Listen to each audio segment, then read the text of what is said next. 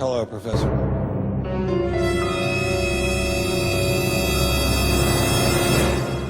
Dawkins, how are you? I'm Ben Stein. I'm so sorry to keep you waiting. How are you? Fine, thank you. You have written that God is a psychotic delinquent invented by mad, deluded people. No, I didn't say quite that. I said something rather better than that. Oh, well, please tell us what you said. Please tell us what you said. Well, I would have to read it from the book. No, please. The God of the Old Testament is arguably the most unpleasant character in all fiction. Jealous and proud of it. A petty, unjust, unforgiving control freak. A vindictive, bloodthirsty ethnic cleanser.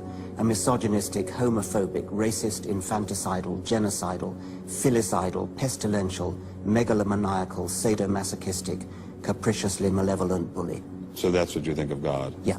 How about if people believed in a God of infinite lovingness and kindness and forgiveness and generosity, sort of like the modern day God? Why spoil it for them?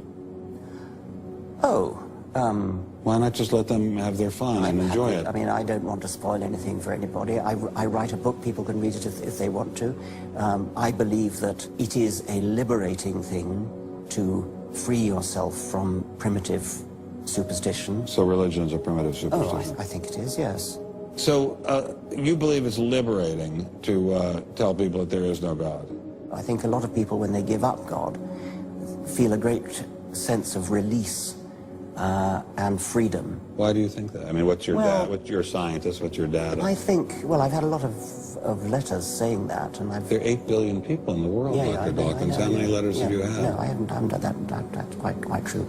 Professor Dawkins seemed so convinced that God doesn't exist that I wondered if he would be willing to put a number on it. Well, it's hard to put a figure on it, but I mean, I'd put it as something like, 99% against or something. Well, how do you know it's 99%? I don't. Say not 97%. No, I did. You asked me to put a figure on it, and I'm not comfortable putting a figure on it. I think I just think it's very unlikely. What?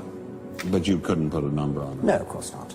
So it could be 49%. Well, it would be. I mean, I think it's unlikely, and it's quite far from 50%. How do you know? I don't know. I mean, I put an argument in the book.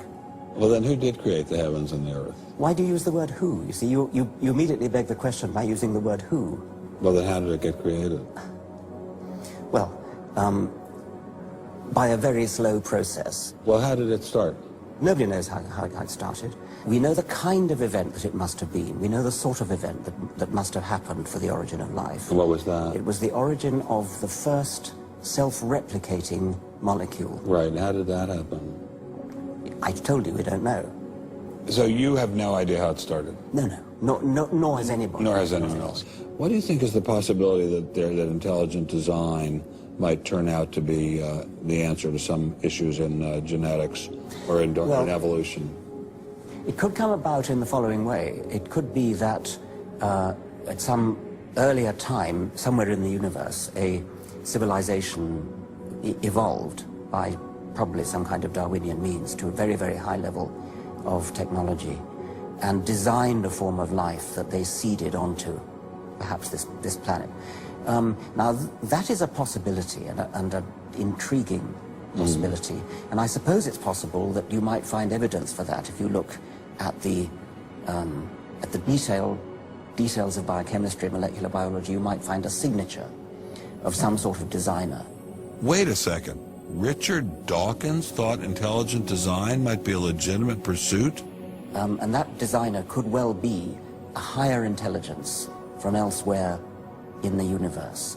Well, but that higher intelligence would itself have had to have come about by some explicable or ultimately explicable process. It couldn't have just jumped into existence spontaneously. That's the point. So Professor Dawkins was not against intelligent design, just certain types of designers, such as God.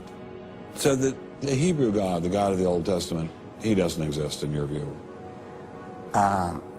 Certainly. I mean, that would be a very unpleasant prospect. And the Holy Trinity of the New Testament, nothing like that. Do you believe in any of the Hindu gods? Like Vishnu? How can you ask such a question? You don't, How right? could I? I mean, believe why in- would I, given that I don't believe in any others? You don't believe in the Muslim God? No.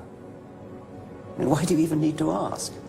Well, I just wanted to be sure. So you don't believe in any God anywhere? Any God anywhere would be completely incompatible with anything that I've said I assume. yeah. I just wanted to make sure. You don't believe in any God anywhere? No. What if after you died you ran into God? He said, what have you been doing, Richard? I mean, what have you been doing? I've been trying to be nice to you. Yeah. I gave you a multi-million-dollar paycheck over and over again with your book, and look what you did. Bertrand Russell had that point put to him, and he said something like, "Sir, why did you take such pains to hide yourself?"